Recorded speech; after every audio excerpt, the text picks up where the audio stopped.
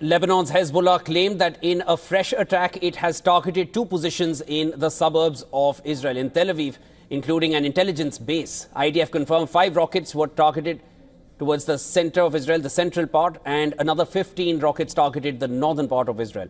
Now, Israeli forces claim to have intercepted some of these rockets, while others impacted open areas.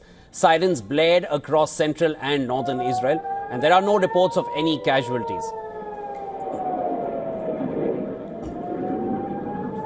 In a separate development, the Israeli army said the Hezbollah commander responsible for funding the Lebanese group has been killed in Syria. According to the IDF, the man, whose name has not been released, headed Hezbollah's Unit 4400. Now, this unit was responsible for transferring funds to the group through Tehran's oil sales. Army spokesman Daniel Hagari said the unit was previously led by Mohammad Jafar Qasir, who was killed in a targeted attack in Beirut in October. Now, between Sunday and Monday, the Israeli Defense Forces said that they targeted around 30 sites belonging to Hezbollah's financial arm, Al-Qard al-Hassan. More than a dozen strikes were conducted on various South Beirut districts, including Haret Rik, south of Uzay, and Hadat.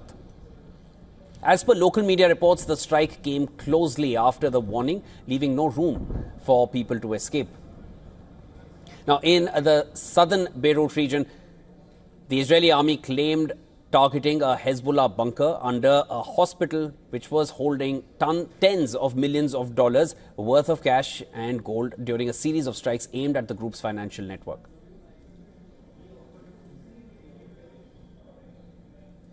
I am going to declassify intelligence on a site that we did not strike, where Hezbollah has millions of dollars in gold and cash.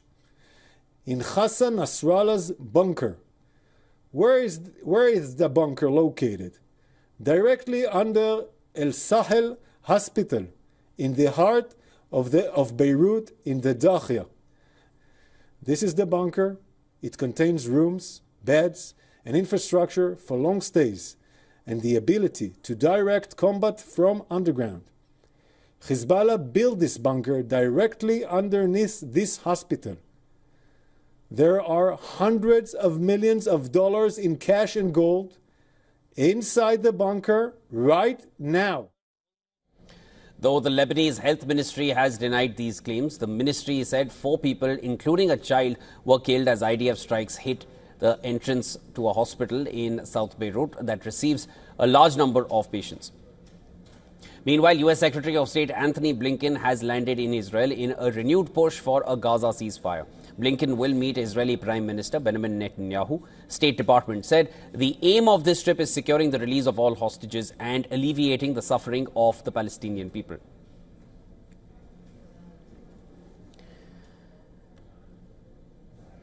Hostilities continue to escalate between Israel and Hezbollah, which is based in Lebanon.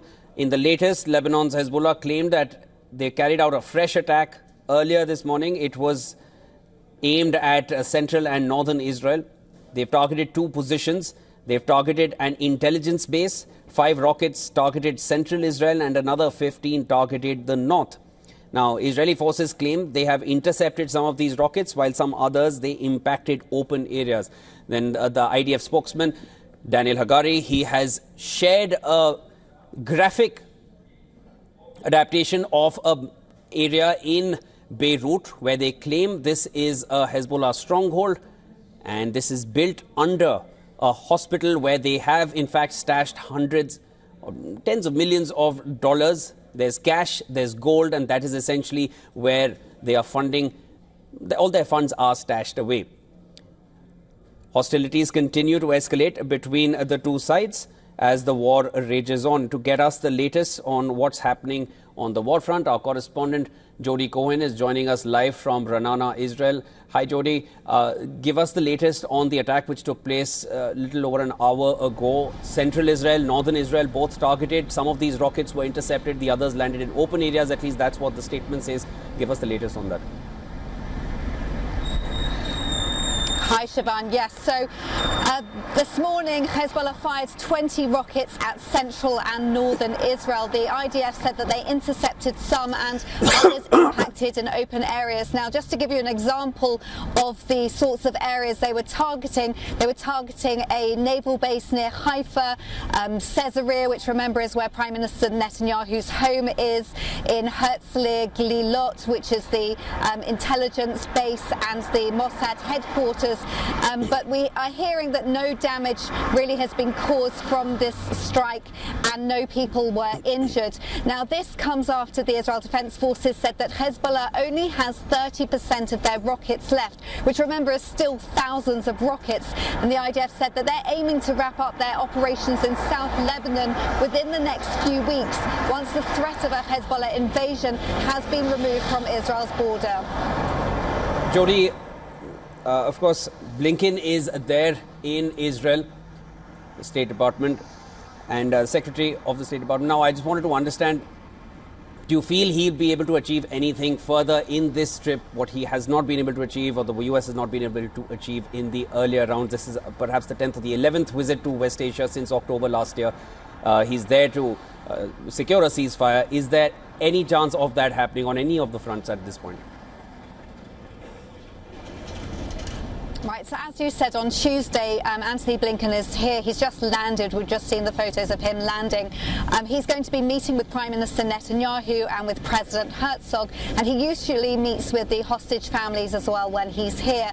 Now, Blinken said he's going to be having intensive discussions on the hostages, on a Gazan ceasefire, and on alleviating suffering. And this comes after the killing of Hamas head Yahya Sinwar, but also before the US presidential elections. And it's thought that it's unlikely that there will be a breakthrough before the elections. Now, in the meantime, we know that Israel is putting military pressure on Hamas, and Netanyahu has said that they would offer safety to anyone who returns hostages.